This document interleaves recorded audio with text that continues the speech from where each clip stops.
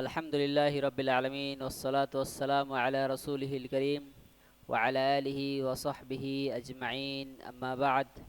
আজকে মানহাজুস সালিকিনের আমাদের বাবুল খালা অথবা খোলা তালাকের অধ্যায় থেকে শুরু হবে। শেখ আব্দুর রহমান আস-সাঈদী রাহিমাহুল্লাহ বলেন, ওয়া হুয়া ফিরাক যাওজাতিহি বি'ইওয়াদ মিনহা আও মিন গায়রিহা ওয়া লা আসলু ফীহি কাওলুহু তাআলা فإن خفتم ألا يقيما حدود الله فلا جناح عليهما فيما افتدت به. فإذا كرهت المرأة خلق زوجها أو خلقه وخافت ألا تقيم حقوقه الواجبة بإقامتها معه فلا بأس أن تبذل له عوضا ليفارقها، ويصح في كل قليل وكثير ممن يصح طلاقه. قوله فإذا كرهت المرأة خلق زوجها إلى آخره، إذا كرهت المرأة خلق زوجها بأن يكون بذيء اللسان يكثر من سبها وشتمها والبحث عن عيوبها، أو كان عنيفا يضربها دائما ونحو ذلك، أو كرهت المرأة خلقه كأن يكون دميما أو قصيرا أو عاجزا ونحو ذلك فلها الخلع منه. لحديث ابن عباس رضي الله عنه قال: جاءت امرأة ثابت بن قيس إلى النبي صلى الله عليه وسلم فقالت: يا رسول الله، ما أنقم على ثابت في دين ولا خلق إلا أني أخاف الكفر. فقال رسول الله صلى الله عليه وسلم: فتردين عليه حديقته؟ فقالت: نعم. فردت عليه وأمره ففارقها. أخرجه البخاري. قوله ويصح في كل قليل وكثير ممن يصح طلاقه لعموم قوله تعالى فلا جناح عليهما فيما افتدت به. قال ابن جرير الطبري رحمه الله في تفسيره: فلا حرج عليهما فيما افتدت به المرأة نفسها من زوجها من زوجها. খোলা হলো শেখ আব্দুর রহমান আস-সাঈদী রাহিমাহুল্লাহ বলেন, খোলা হলো স্ত্রীর পক্ষ থেকে অথবা অন্য কারো পক্ষ থেকে বিনিময় বা ক্ষতিপূরণের বিনিময়ে স্ত্রীর সাথে বিবাহ বিচ্ছেদ। এর মূল ভিত্তি হলো আল্লাহ তাআলার বাণী, যদি তোমরা আশঙ্কা করো যে তারা উভয়ে আল্লাহর সীমারেখা রক্ষা করে চলতে পারবে না, তবে স্ত্রী যদি বিনিময় দিয়ে নিজেকে মুক্ত করে নেয় তবে তাতে তাদের উভয়ের কোনো পাপ নেই। যদি স্ত্রী তার স্বামীর স্বভাব অথবা তার শারীরিক গঠন অপছন্দ করে এবং আশঙ্কা করে যে স্বামীর সাথে থাকার ফলে সে তার উপর যে যেই ওয়াজিব কাজগুলো আছে স্ত্রীর, সেই হকগুলো স্বামীর সেই হকগুলো সঠিকভাবে আদায় করতে পারবে না, তবে স্ত্রী স্বামীর কাছ থেকে বিচ্ছিন্ন হওয়ার জন্য তাকে ক্ষতিপূরণ প্রদান করতে পারে, এতে কোনো দোষ নেই। যার তালাক দেওয়া বৈধ তার মাধ্যমে কম বেশি যে কোনো পরিমাণ বিনিময় গ্রহণ করা বৈধ, এই বিনিময়ে খোলা নেওয়া বৈধ। লেখকের কথা, যদি স্ত্রী স্বামীর স্বভাব অপছন্দ করে, অর্থাৎ যদি স্বামী বদমেজাজি হয়, তাকে অকথ্য ভাষায় গালিগালাজ করে, সবসময় তার দোষ খুঁজে বেড়ায়, অথবা সহিংস হয় এবং অনবরত তাকে মারধর করে, অথবা স্ত্রী স্বামীর শারীরিক গঠন অপছন্দ করে, যেমন সে কুৎসিত, খাটো বা কোনো শারীরিক অক্ষমতা রয়েছে এমন হয়, এমন অবস্থায় স্ত্রীর জন্য স্বামীর কাছ থেকে খোলা নেওয়া বৈধ।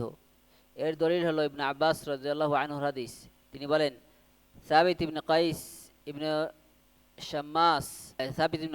শাম্মাসের স্ত্রী নবী সাল্লাল্লাহু আলাইহি ওয়াসাল্লামের নিকট এসে বললেন, হে আল্লাহ রসুল, আমি সাবিতের দিন বা চরিত্রের ব্যাপারে কোনো অভিযোগ করছি না, কিন্তু আমি ইসলামে কুফরির আশঙ্কা করছি। অর্থাৎ আমি আশঙ্কা করছি যে আমি তার আনুগত্য করতে পারবো না, অর্থাৎ আমি আমার উপরে যে দায়িত্বগুলো আছে সেগুলো পালন করতে পারবো না। তখন রসুল সাল্লাহ আলাইসাল্লাম তাকে জিজ্ঞাসা করলেন, তুমি কি তার বাগানটি ফিরিয়ে দেবে? সে বলল, হ্যাঁ। অতবার সে তা ফিরিয়ে দিল এবং নবী সাল্লাল্লাহু আলাইহি সাল্লাম সাবিতকে নির্দেশ দিলে তিনি তাকে তালাক দিয়ে দিলেন। লেখকের কথা, যার তালাক বৈধ তার মাধ্যমে কম বেশি যে কোনো পরিমাণ বিনিময়ে গ্রহণ করে খোলা করা বৈধ, এটি আল্লাহ তাআলার এই বাণীর ভিত্তিতে বলা হয়েছে। তবে স্ত্রী যদি বিনিময় দিয়ে নিজেকে মুক্ত করে নেয় তবে তাতে তাদের উভয়ের কোনো পাপ নেই। ইবনে জারির আত-তাবারি রাহিমাহুল্লাহ তার তাফসিরে বলেন, স্ত্রী তার স্বামীর কাছ থেকে নিজেকে মুক্ত করার জন্য যে বিনিময় প্রদান করে তাতে উভয়ের জন্য কোনো গুনাহ নেই। ফাইন কানা লিগাইরি খাউফিন আল্লা তুকিমা হুদুদাল্লাহ ফাকাদ ওয়ারাদা ফিল হাদিস মান সাআলাত যাওজাহা الطلاق من غير ما بأس فحرام عليه رائحة الجنة قليل ما تملكه وكثيره لأن الله تعالى لم يخص ما أباح لهما من ذلك على حد لا يجاوز بل أطلق ذلك في كل ما افتدت به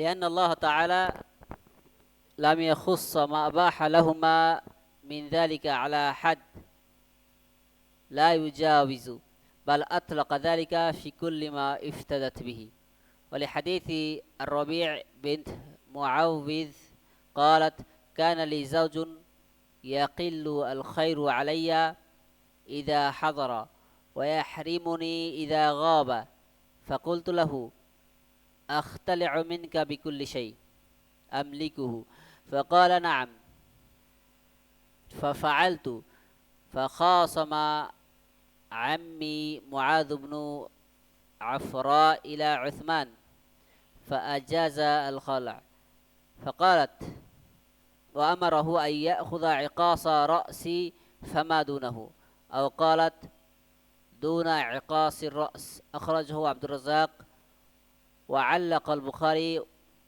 آخره قوله فإن كان لغير خوف ألا تقيم حدود الله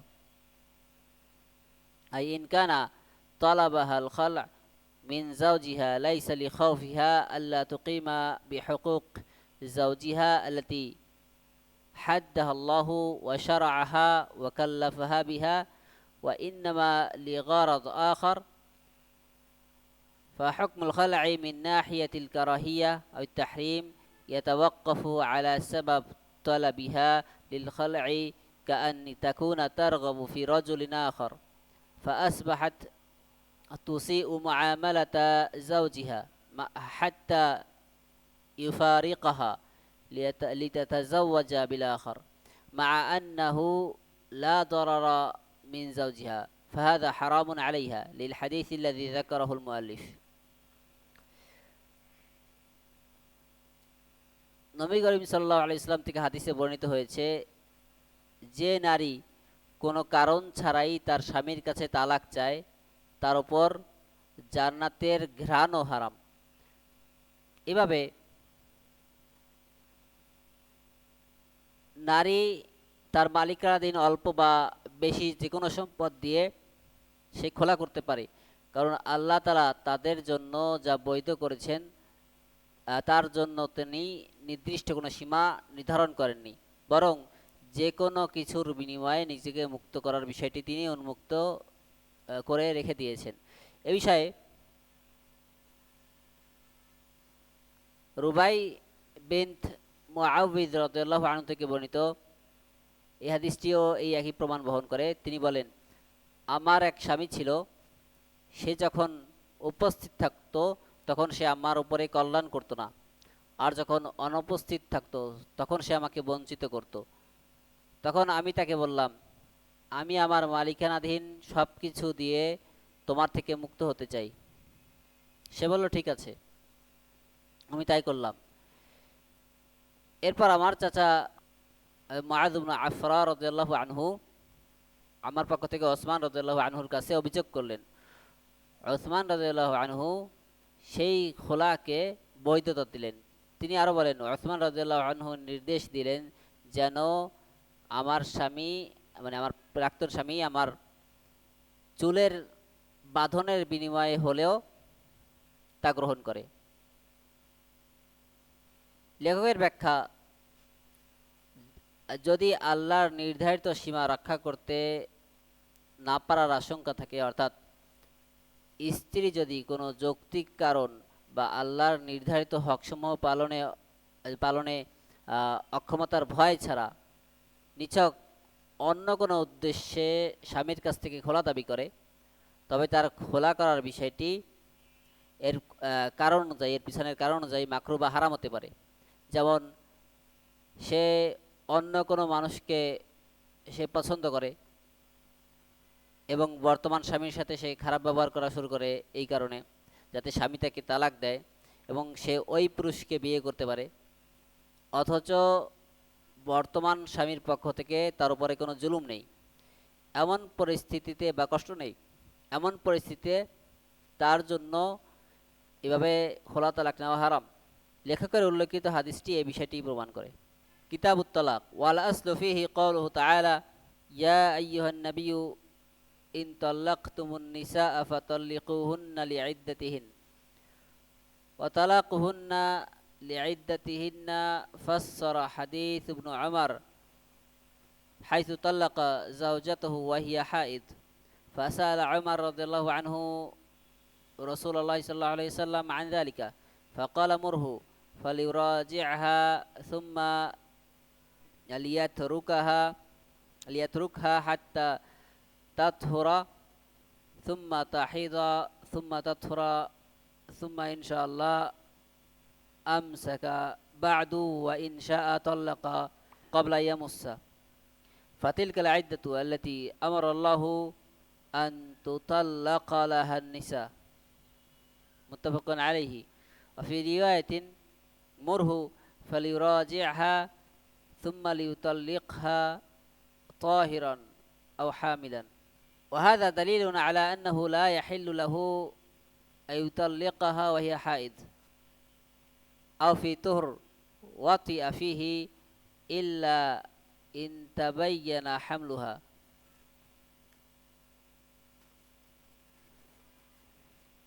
الطلاق في اللغة التخلية، وفي الشرع حل قيد النكاح أو بعده. أخرجه البخاري ومسلم. والرواية الثانية عند مسلم قوله وهذا دليل على أنه لا يحل له أن يطلقها وهي حائض إلى آخره.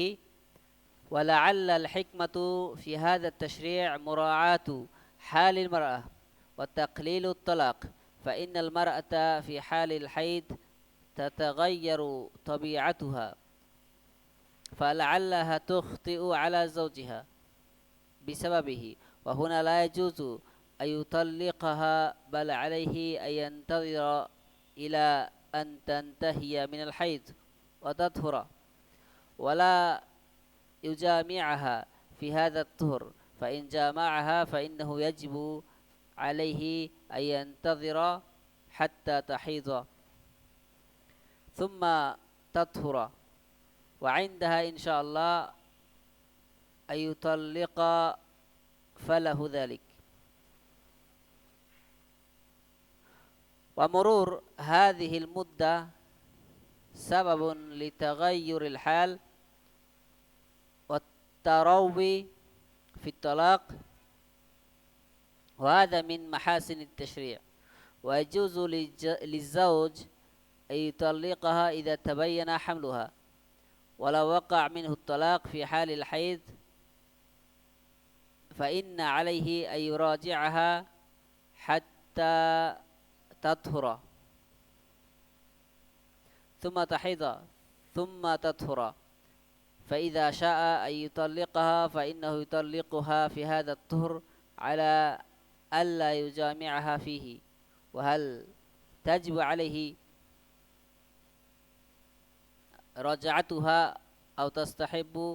قولان للعلماء، وظاهر الحديث الوجوب، وذهب أكثر العلماء إلى الاستحباب فقط. তালাকের অধ্যায়। তালাকের মূল ভিত্তি হলো আল্লাহ তাআলার বাণী, হে নবী, যখন তুমি তোমার স্ত্রীকে তালাক দিতে চাও তখন তাদের ইদ্দাতের প্রতি লক্ষ্য রেখে তালাক দাও।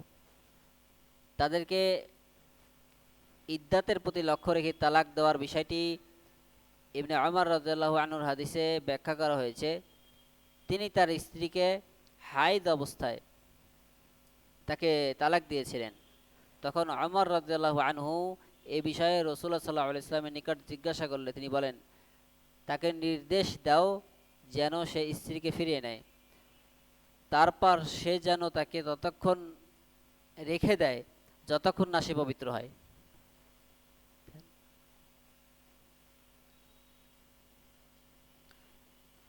এরপর পুনরায় ঋতুবতী হয়, তারপর আবার পবিত্র হয়। এরপর যদি সে চায় তবে তার সাথে সংসার করবে, আর যদি চায় তবে মিলনের পূর্বেই তাকে তালাক দিবে। এটি হলো সেই ইদ্দত যে অনুযায়ী আল্লাহ তাআলা তালাক দেওয়ার নির্দেশ দিয়েছেন। বুখারী এবং মুসলিম। অন্য এক বর্ণনায় এসেছে, তাকে নির্দেশ দাও যেন সে তার স্ত্রীকে ফিরিয়ে নেয়, এরপর পবিত্র অবস্থায় অথবা গর্ভবতী অবস্থায় তাকে তালাক দেয়। এটা এই কথার দলিল যে স্ত্রীর হায়েজ থাকা অবস্থায় তালাক দেওয়া বৈধ নয়, তেমনিভাবে এমন পবিত্র অবস্থায়ও তালাক দেওয়া বৈধ নয় যাতে সে সহবাস করেছে। তবে যদি সে গর্ভবতী বলে নিশ্চিত হওয়া যায় তবে ভিন্ন কথা।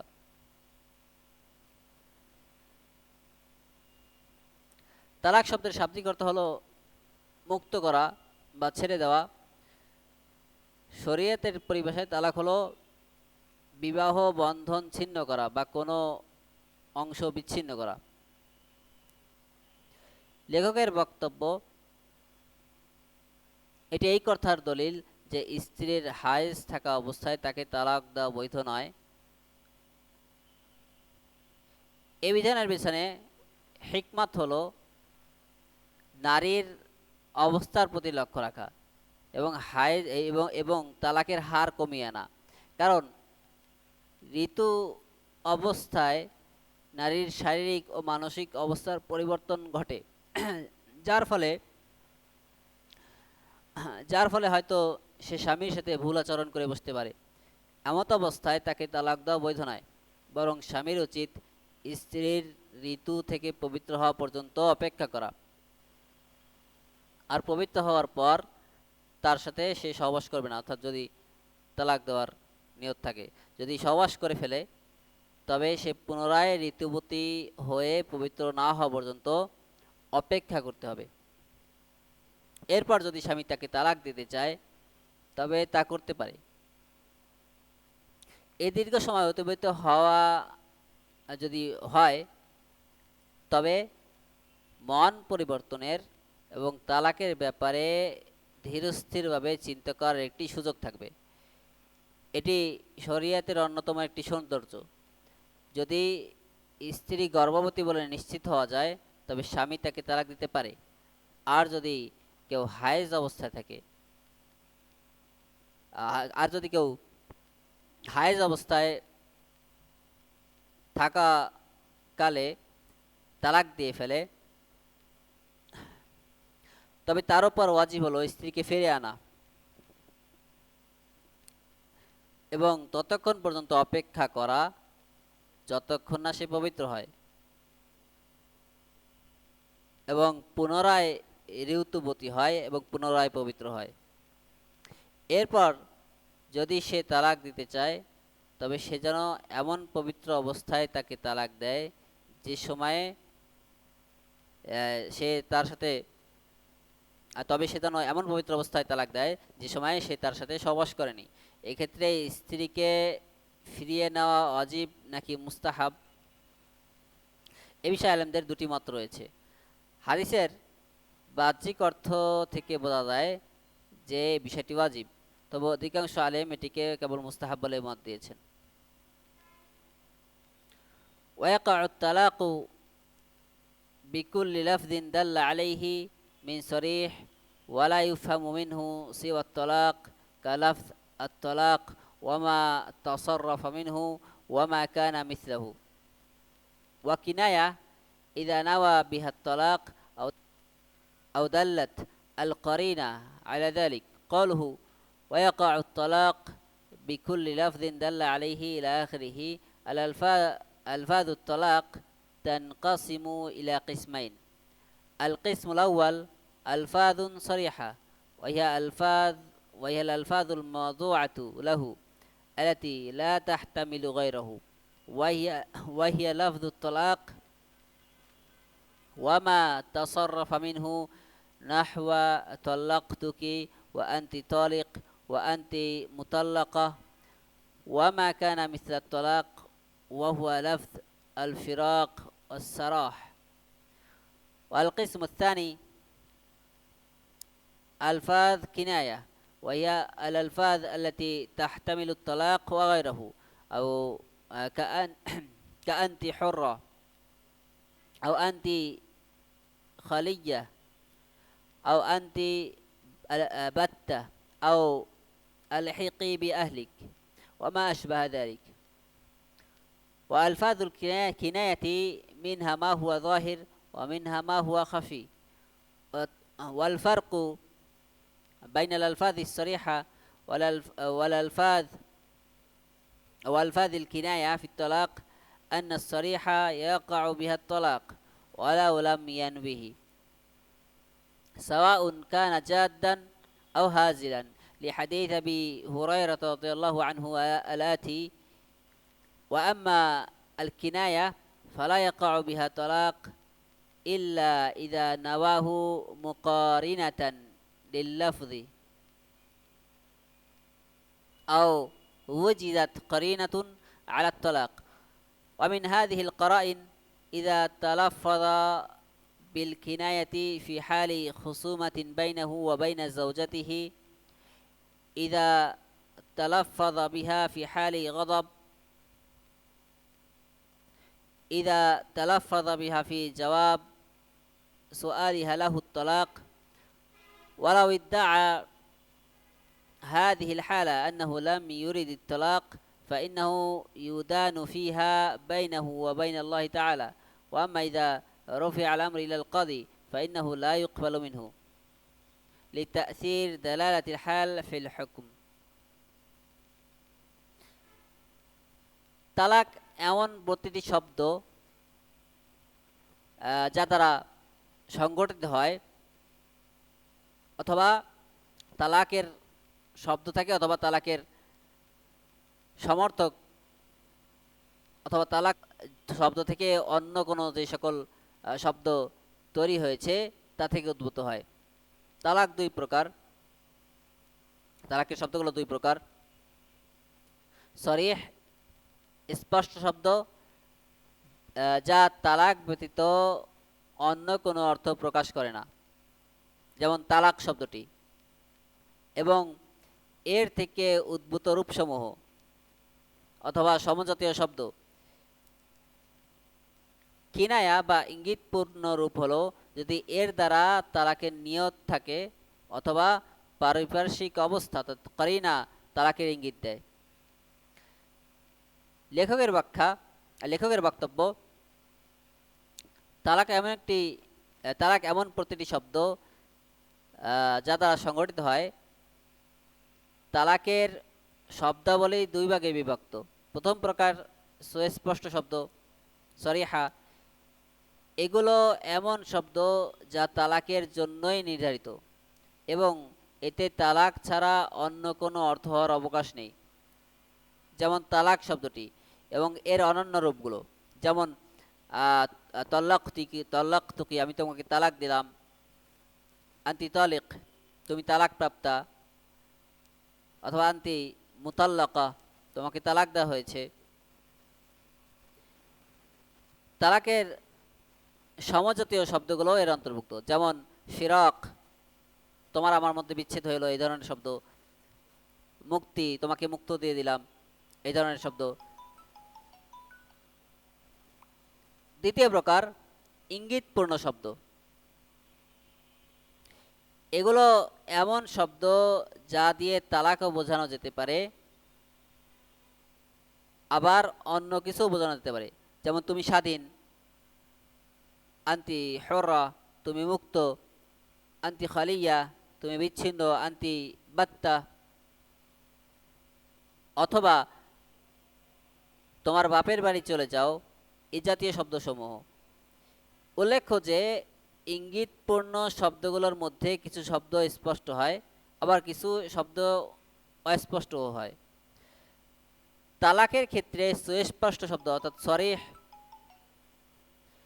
এবং ইঙ্গিতপূর্ণ শব্দের মধ্যে পার্থক্য হলো, সুস্পষ্ট শব্দ, এই শব্দগুলো উচ্চারণ করলে তালাক কার্যকর হয়ে যায়, যদিও স্বামী তালাকের নিয়ত না করে থাকে।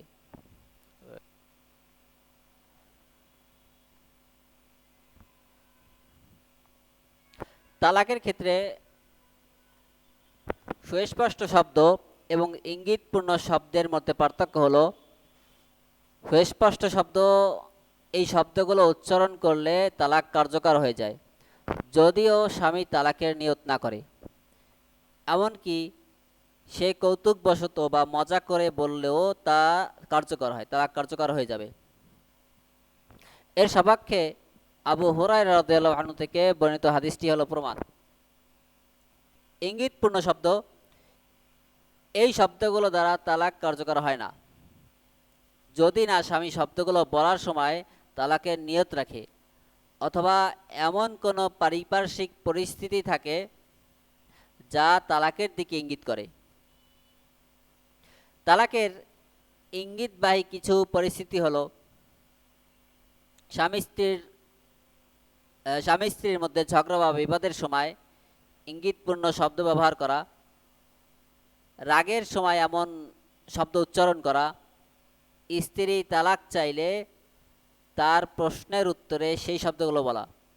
যদি কেউ এই পরিস্থিতিগুলোতে ইঙ্গিতপূর্ণ শব্দ ব্যবহার করে, পরে দাবি করে যে সে তালাকের ইচ্ছা করেনি, তবে আল্লাহর সাথে তার সম্পর্কের ক্ষেত্রে অর্থাৎ তার তাকওয়ার ক্ষেত্রে তার কথা গ্রহণযোগ্য হতে পারে।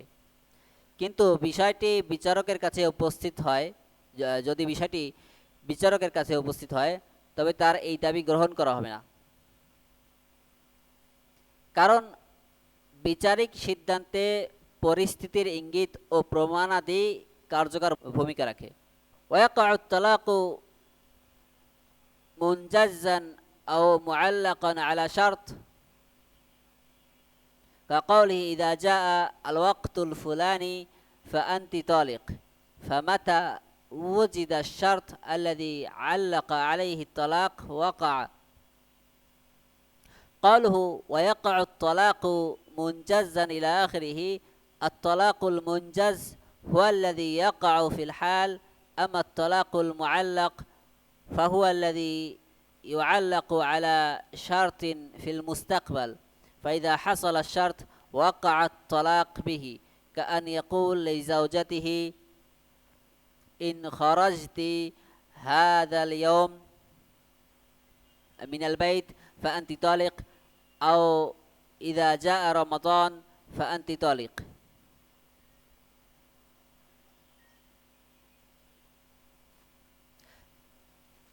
তাৎক্ষণিকভাবে অথবা কোনো শর্তের সাথে তালাক ঝুলন্ত থাকতে পারে। যেমন কারো বলা, কেউ যদি এইভাবে বলে অমুক সময় আসলে তুমি তালাক, সুতরাং যে শর্তের উপর তালাক ঝুলিয়ে রাখা হয়েছে তা যখনই পাওয়া যাবে তখনই সেই তালাক কার্যকর হবে। লেখকের বক্তব্য, তালাক তাৎক্ষণিকভাবে হয় তালাক মুনাজ্জাজ, তাৎক্ষণিক তালাক, এটি এমন তালাক যা বলার সাথে সাথেই কার্যকর হয়। আর তালাক মুআল্লাক বা শর্তযুক্ত তালাক, এটি এমন তালাক যা ভবিষ্যতে কোনো শর্তের সাথে ঝুলিয়ে রাখা হয়। সুতরাং যখনই সেই শর্তটি অর্জিত হবে তখনই তালাক কার্যকর হবে। যেমন স্বামী তার স্ত্রীকে বলল, তুমি আজ ঘর থেকে যদি বের হও তবে তুমি তালাক, অথবা যখন রমজান মাস আসবে তখন তুমি তালাক।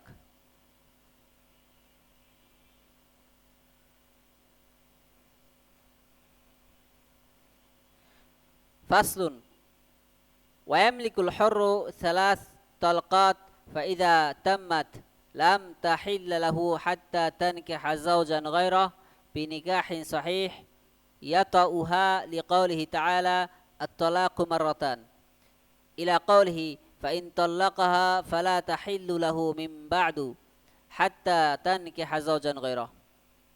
ওয়ায়াকাউ আত-তালাক বাইনান ফি আরবা'i মাসাইল। هذه إحداها: وإذا طلق قبل الدخول لقوله تعالى يا أيها الذين آمنوا إذا نكحتم المؤمنات ثم طلقتموهن من قبل أن تمسوهن فما لكم عليهن من عدة تعتدونها. قوله ويملك الحر ثلاث طلقات أما العبد فيملك طلقتين. وفيه حديث عائشة مرفوعا طلاق العبد اثنتان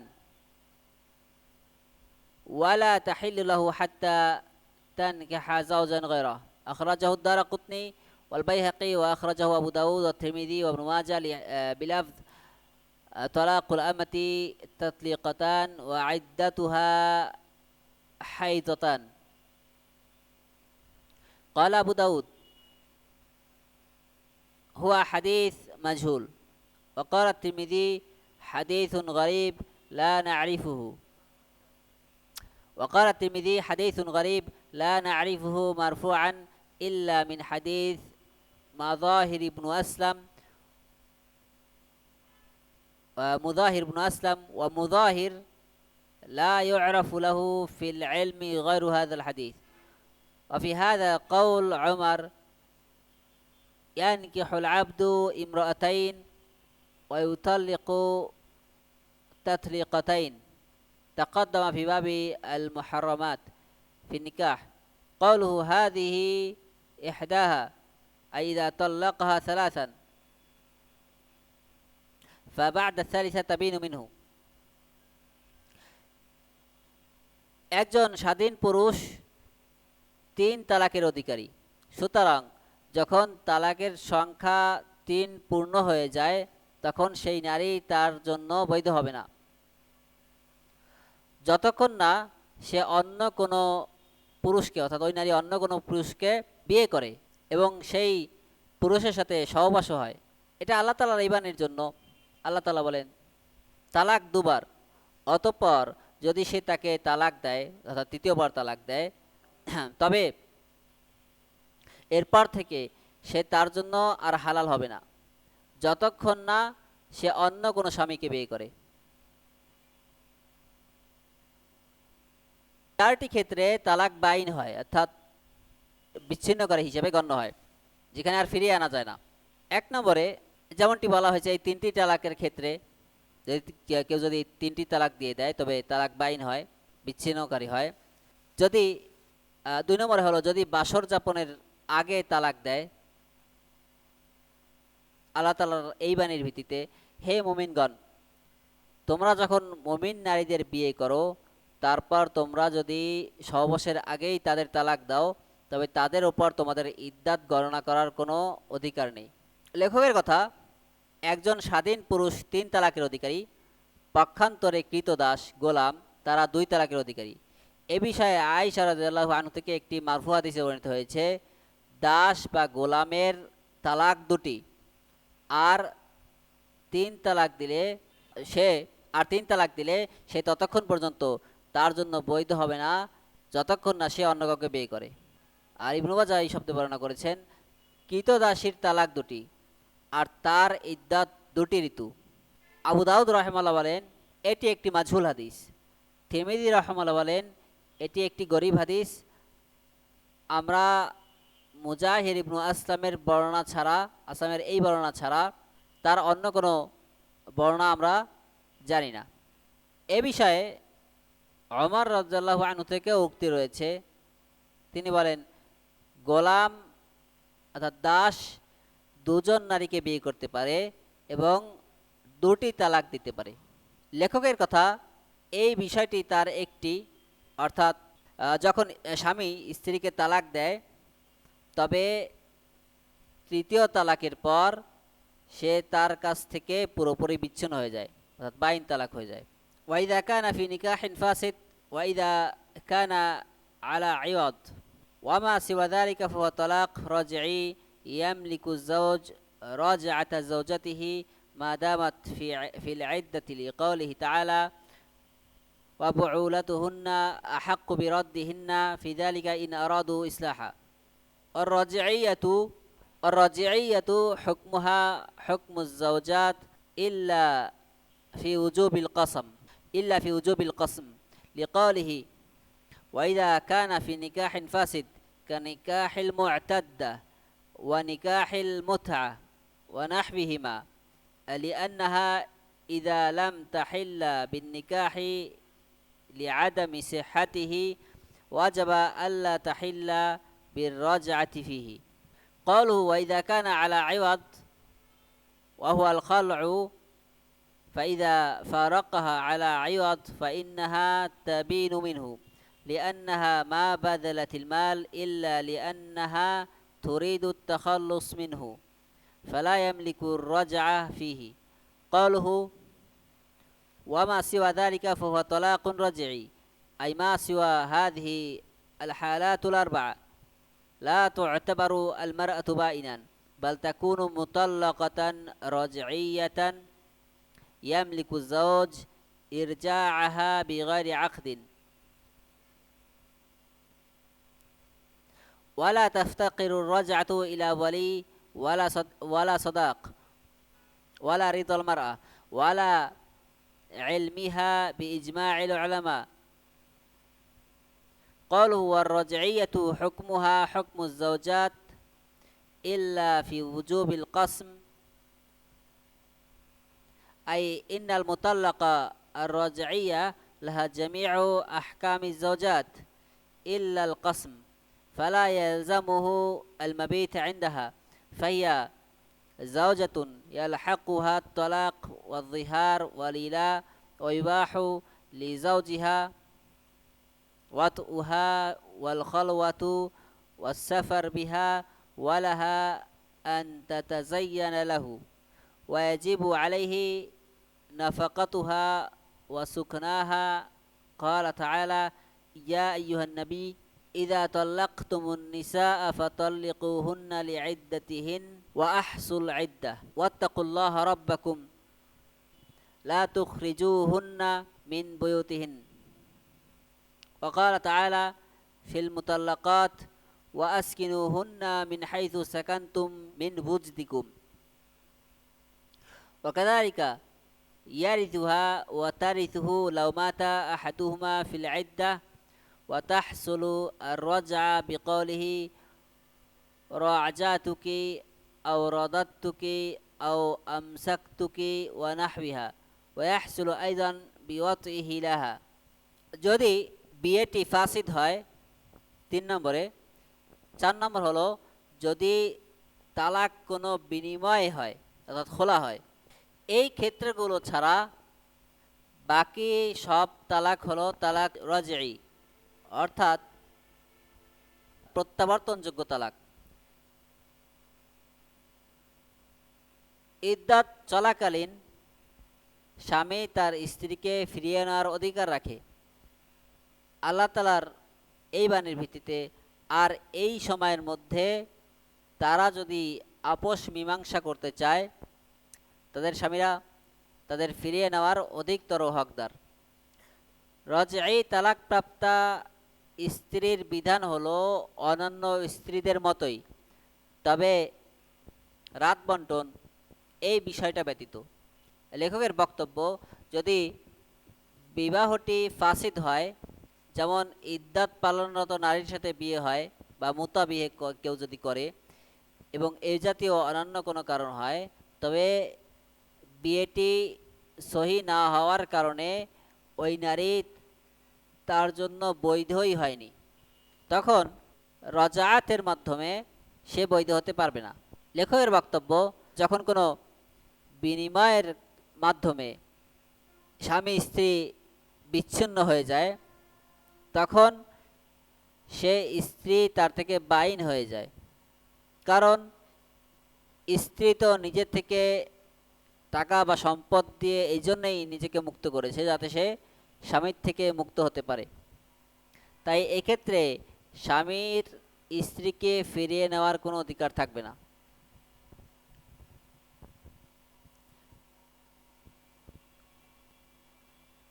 লেখকের কথা, এই ক্ষেত্রগুলো ছাড়া বাকি সব তালাক তালাক রজঈ, অর্থাৎ এই চারটি ক্ষেত্র ছাড়া নারী বাইন বা সম্পূর্ণ বিচ্ছিন্ন হয় না, বরং সে রজঈ তালাকপ্রাপ্তা হিসেবে গণ্য হয়, যাকে স্বামী পুনরায় ফিরিয়ে নিতে পারে। এই ফিরিয়ে নেওয়ার জন্য কোনো অভিভাবক, নতুন মহারানা, স্ত্রীর সম্মতি বা স্ত্রীর জানারও প্রয়োজন নেই। এই বিষয়ে আলিমরা একমত। এই লেখকের বক্তব্য, রজঈ তালাকপ্রাপ্তা স্ত্রীর বিধান হলো অন্যান্য স্ত্রীদের মতোই, তবে পালাবন্টনের বিষয়টি এক্ষেত্রে আবশ্যক নয়, অর্থাৎ রজঈ তালাকপ্রাপ্তা স্ত্রীর ক্ষেত্রে স্ত্রীর সকল অধিকার বহাল থাকবে, কেবল পালাবন্টনের বিষয়টি এটি ব্যতীত। কারণ ওই সময় স্বামীর জন্য তার ঘরে রাত কাটানো আবশ্যক নয়, সে যেহেতু এখন স্ত্রী হিসাবে গণ্য, তাই তার উপরে তালাক, জিহার, ইরা এই বিষয়গুলোর যে বিধান এগুলো প্রযোজ্য হবে। স্বামীর জন্য তার সাথে সহবাস করা, নির্জনে থাকা এবং তার সাথে এবং তাকে নিয়ে সফর করা ইত্যাদি বিষয়গুলো বৈধ। স্ত্রীর জন্য স্বামীর সামনে সাজগোজ করা বৈধ, স্বামীর জন্য তার ভরণ পোষণ ও বাসস্থানের খরচ বহন করা এগুলো ওয়াজিব। আল্লাহ তাআলা বলেন, হে নবী, তোমরা যখন স্ত্রীদের তালাক দিতে চাও তখন তাদের ইদ্দাত অনুযায়ী তাদেরকে তালাক দাও এবং ইদ্দাত গণনা করো, এবং তোমরা তোমাদের পালনকর্তা আল্লাহ তাআলাকে ভয় করো। তোমরা তাদেরকে ঘর থেকে বের করে দিও না। তালাকপ্রাপ্তা নারীদের সম্পর্কে আল্লাহ তাআলা আরও বলেন, তোমরা তোমাদের সামর্থ্য অনুযায়ী তাদেরকে তোমাদের নিজেদের বাসস্থানে বসবাস করাও। একইভাবে ইদ্দাতের মধ্যে যদি তাদের কারো মৃত্যু হয়, তবে স্বামী তবে স্ত্রী স্বামীর সম্পদে এবং স্বামী স্ত্রীর সম্পদের উত্তরাধিকারী হবে। আর স্ত্রীকে ফিরিয়ে নেওয়া হয় এই শব্দগুলোর মাধ্যমে, আমি তোমাকে ফিরিয়ে নিলাম, রজাআতুকি অথবা রদাত্তুকি, অথবা আমি তোমাকে আটকে রাখলাম, আমসাকতুকি ইত্যাদি।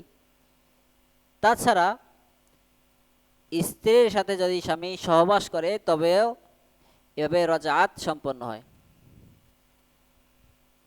ওয়াল মাশরুউ ই'লানুন নিকাহি ওয়াত তালাক ওয়ার রাজআহ ওয়াল ইশহাদ আলা যালিকা লিকাউলিহি তাআলা ওয়া আশহিদু যাওয়া আদলিন মিনকুম।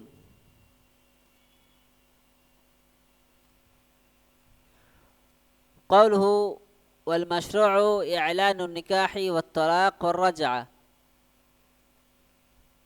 والإشهاد على ذلك لأن في إعلان هذه الأمور مصالح ظاهرة، وأهمها أن لا يحصل إنكار لها من أحد الزوجين، ولهذا أمر الله بالإشهاد على الطلاق أي الرجعة في هذه الآية، فقال تعالى فإذا بلغنا أجلهن فأمسكوهن بمعروف أو فارقوهن بمعروف واشهدوا ذوي عدل منكم وعن عمران بن حسين رضي الله عنه أنه سئل عن الرجل يطلق امرأته ثم يقع بها ولم يشهد على طلاقها ولا على رجعتها فقال طلقت لغير سنة وراجعت لغير سنة أشهد على طلاقها وعلى رجعتها ولا تعود أخرجه أبو داود وابن ماجه وابن التركماني في الجوهر ظاهره أن الإشهاد ليس بواجب لأنه جعله مراجعا وإن ترك السنة قال الطحاوي ولا نعلم له مخالفا من الصحابة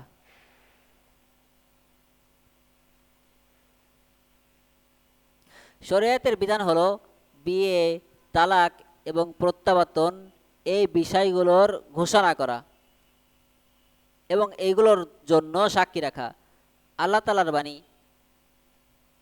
এবং তোমরা তোমাদের মধ্য থেকে দুজন ন্যায়পরায়ণ ব্যক্তিকে সাক্ষ্য রাখো।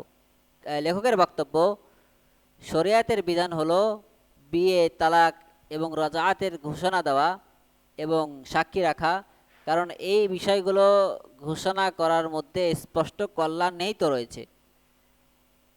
এর মধ্যে সবচেয়ে গুরুত্বপূর্ণ হলো স্বামী বা স্ত্রীর পক্ষ থেকে কেউ যেন এই বিষয়গুলো অস্বীকার করতে না পারে। এই কারণেই আল্লাহ তাআলা এই আয়াতে তালাক বা রাজাআতের সময় সাক্ষী রাখার নির্দেশ দিয়েছেন। তিনি বলেন, অতঃপর তারা যখন তাদের ইদ্দাতের শেষ প্রান্তে পৌঁছাবে তখন তোমরা হয় নিয়ম অনুযায়ী তাদের রেখে দেবে, না হয় নিয়ম অনুযায়ী তাদের থেকে বিচ্ছিন্ন হয়ে যাবে এবং তোমাদের মধ্য থেকে দুজন ন্যায়পরায়ণ ব্যক্তিকে সাক্ষী রাখবে। ইমরান ইবনে হুসাইন রাদিয়াল্লাহু আনহু থেকে বর্ণিত, তাকে এমন এক ব্যক্তি সম্পর্কে জিজ্ঞাসা করা হলো যে তার স্ত্রীকে তালাক দিল, তারপর স্ত্রীর সাথে পুনরায় মিলিত হলো এবং তালাক বা রাজাআতের সময় কাউকে সাক্ষী রাখলো না। তখন তিনি বললেন, তুমি সুন্নাহ পরিপন্থী কাজ করেছো এবং সুন্নাহ পরিপন্থী পন্থায় রাজাআত করেছো। তালাক ও রাজাআতের সময় সাক্ষী রাখবে এবং এমনটি আর করবে না। ইবনে তুর্কমানি রহিমাহুল্লাহ থেকে বর্ণিত, তার আল জাওহারুন নাকিতে তিনি বলেন, এই হাদিসের বাহ্যিক অর্থ হলো সাক্ষী রাখা ওয়াজিব নয়, কারণ ইমরান ইবনে হুসাইন রাদিয়াল্লাহু আনহু তাকে রাজাআতকারী হিসেবেই গণ্য করেছেন, যদিও সে সুন্নাহ পালন করেনি। ইমাম তাহাবী রাহিমাহুল্লাহ বলেন, আমরা সাহাবায়ে কেরামের মধ্যে এ বিষয়ে কোনো দ্বিমতকারী সম্পর্কে জানি না।